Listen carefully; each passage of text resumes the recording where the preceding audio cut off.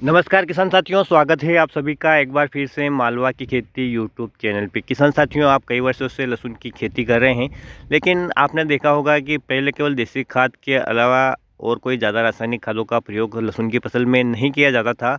लेकिन किसान साथियों, जो क्वालिटी है वो भी ऐसी नहीं बन पाती थी। साथ ही अब जो लहसुन का बाज़ार भाव है वो भी 2024 में अच्छा देखने को मिला है, क्योंकि अब पिछले वर्षों की तुलना में बात करें तो किसान साथियों, लहसुन के विभिन्न उत्पाद तैयार होने लगे हैं और इसकी खेती का क्षेत्रफल भी काफ़ी बढ़ गया है। बहुत ही लागत वाली फसल है किसान साथियों, और बहुत ही सेंसिटिव फसल है मौसम के प्रति भी। तो इसमें अचानक से कोई रोगों का प्रकोप होने लगता है और लहसुन की फसल देखते ही देखते 1 से 2 दिन में ही पूरी की पूरी पीली दिखाई देती हैं या उसकी पत्तियों में पीलापन आ जाता है। जैसा कि किसान साथियों, मैंने आपको बताया है कि लहसुन की फसल में पीलापन आना किसी एक पोषक तत्व की कमी के कारण नहीं होता है या केवल थ्रिप्स या कीट के कारण नहीं होता है। इसके मल्टीपल कारण होते हैं।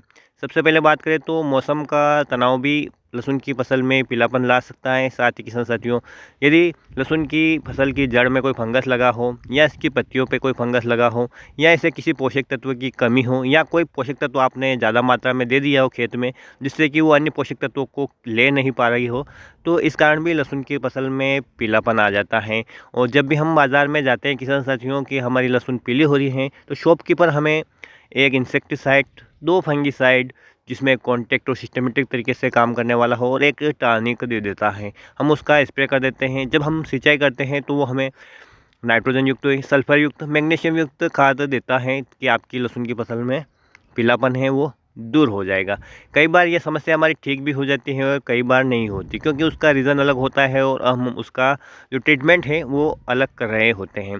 सामान्यतः किसान साथियों, जो लहसुन की फसल में लगभग सभी प्रकार के पोषक तत्वों की आवश्यकता होती है, जिनमें 3 मुख्य पोषक तत्वों की सबसे ज़्यादा आवश्यकता होती है। उसके बाद जो सेकेंडरी पोषक तत्व आते हैं, कैल्शियम, मैग्नीशियम और सल्फर, ये भी काफ़ी अहम रोल निभाते हैं। किसान साथियों, लहसुन की फसल में जो पत्तियों में हरापन है वही आपकी फसल को, जो उपज को प्रभावित करता है। यदि आपकी फसल लास्ट तक हरी है या उसमें क्लोरोफिल की मात्रा अच्छी है तो पौधा पर्याप्त मात्रा में भोजन बनाता है और वो भोजन पौधे को लगता भी है।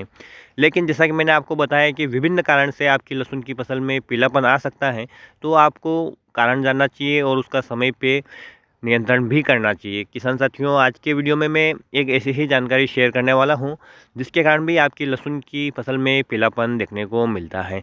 इसके लक्षण आपको कहाँ दिखेंगे और कैसे आप पहचान करेंगे, इस वीडियो में बात करने वाले हैं। तो पूरी जानकारी के लिए आप वीडियो को आखिरी तक जरूर देखिए।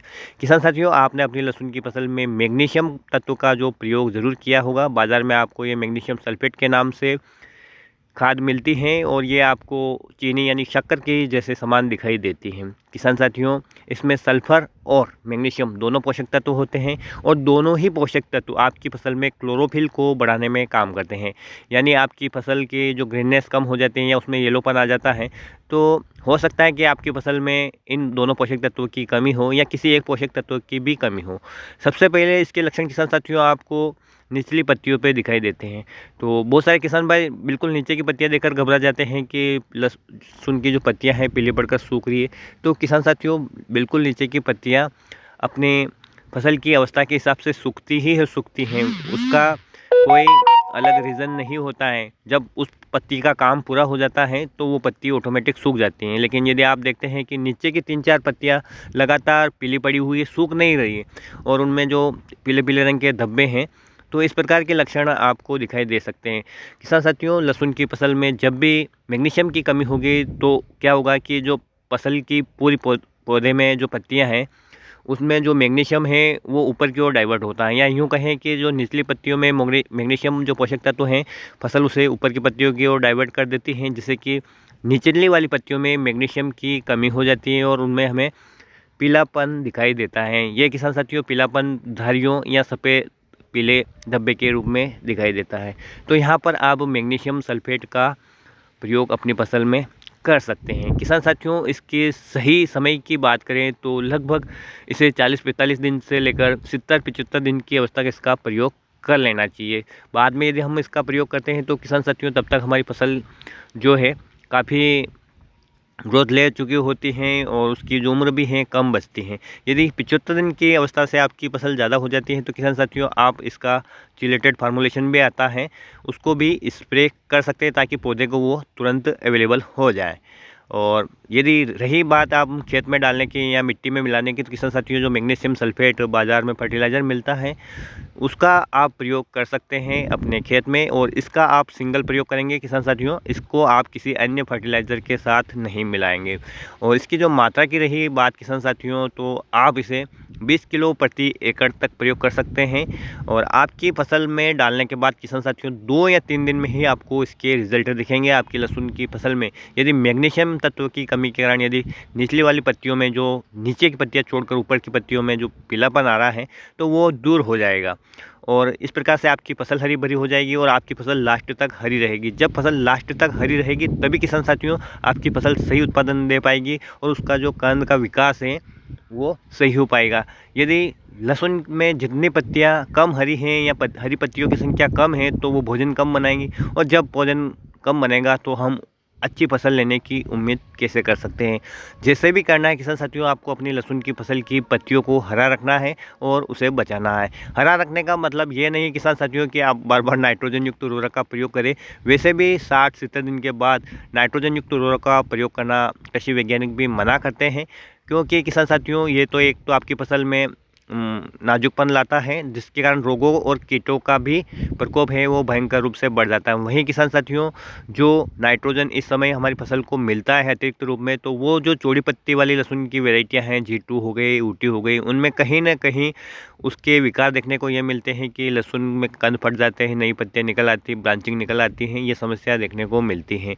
यहाँ पर हम 60 से 80 दिन के बीच में कैल्शियम नाइट्रेट का प्रयोग करते हैं, जिसमें जो उपलब्ध नाइट्रोजन रहता है वो हमारी फसल की लास्ट कंडीशन तक के लिए पर्याप्त रहता है। तो हमें 60-70 दिन के बाद की अवस्था में नाइट्रोजन युक्त उर्वरक का प्रयोग नहीं करना चाहिए, केवल कैल्शियम नाइट्रेट को छोड़कर अलग से यूरिया, अमोनियम सल्फेट, DAP 12-32-16 का प्रयोग में किसान साथियों हमें अन्य पोषक तत्व तो मिलते हैं लेकिन नाइट्रोजन मिल जाता है और उसका कहीं ना कहीं आगे चलकर दिक्कत वाला परिणाम हमें मिल सकता है। तो आपसे मैं यही कहना चाहूँगा कि आप 60-70 दिन के बाद नाइट्रोजन युक्त उर्वरक का प्रयोग बिल्कुल बंद कर दें, और जो पोषक तत्व आप समय पे नहीं दे पाए हैं किसान साथियों उनका आप फोलियर स्प्रे कीजिए।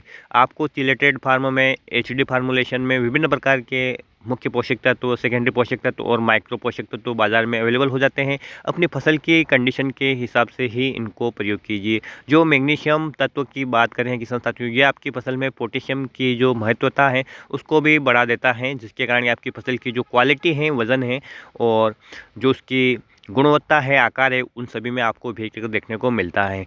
हर एक पोषक तत्व एक दूसरे पोषक तत्व से जुड़ा हुआ है और यदि इनकी मात्रा ज़्यादा हो जाती है तो ये दूसरे पोषक तत्वों को उपलब्ध भी नहीं होने देते, इसलिए इनका सीमित मात्रा में ही प्रयोग करें और समय पे प्रयोग करें तो किसान साथियों आपको सही रिजल्ट मिलते हैं। समय निकलने के बाद किसान साथियों इनका कोई ज़्यादा फायदा नहीं मिलता है, उल्टा कभी कभी नुकसान भी हो जाता है, तो समय रहते ही इनका प्रयोग करना बहुत ज़रूरी है। किसान साथियों मैग्नीशियम तत्व की क्या कमी रही तो हमारी फसल में क्या इफेक्ट हो सकता है, इसके बारे में मैंने आपको बताया है। तो उम्मीद करता हूँ कि ये जानकारी आपको पसंद आएगी। पसंद आए तो प्लीज़ आप वीडियो को लाइक कर सकते हैं, चैनल को सब्सक्राइब कर सकते हैं और अन्य किसान भाइयों के हित में इस वीडियो को शेयर कर सकते हैं। किसी भी प्रकार की कोई समस्या है तो आप कमेंट में मेंशन कर सकते हैं, जितनी मेरी सूझबूझ होगी उस हिसाब से किसान साथियों मैं आपको सुझाव देने की कोशिश करूंगा। किसी भी प्रकार की खाद दवाई का प्रयोग करने या उसकी मात्रा का प्रयोग करने से पहले किसान साथियों अपने कृषि सलाहकार से आप अवश्य पूछ लीजिए। आपका जो ये दोस्त है आपको केवल मार्गदर्शन कर सकता है। अच्छा उत्पादन लेना आपके हाथ में है, आपकी फसल कैसी है, आपकी फसल की वैरायटी कैसी है, कितने दिन की है, आपके खेत की मिट्टी कैसी है, आप जिस पानी से सिंचाई करते हैं वो कैसा है, वो मेरे को नहीं पता है। तो मैं आपको केवल मार्गदर्शन या गाइड कर सकता हूँ। आपको सफलता की ओर ले जाना किसान साथियों आपका प्रयास ही करेगा। तो फिर मिलते हैं एक नए वीडियो में एक नई जानकारी के साथ। तब तक किसान साथियों ख्याल रखिए आप अपना, अपने परिवार का, अपने पशुधन का और अपनी फसलों का। वीडियो देखने के लिए आपका बहुत बहुत धन्यवाद। जय हिंद, जय जवान, जय किसान।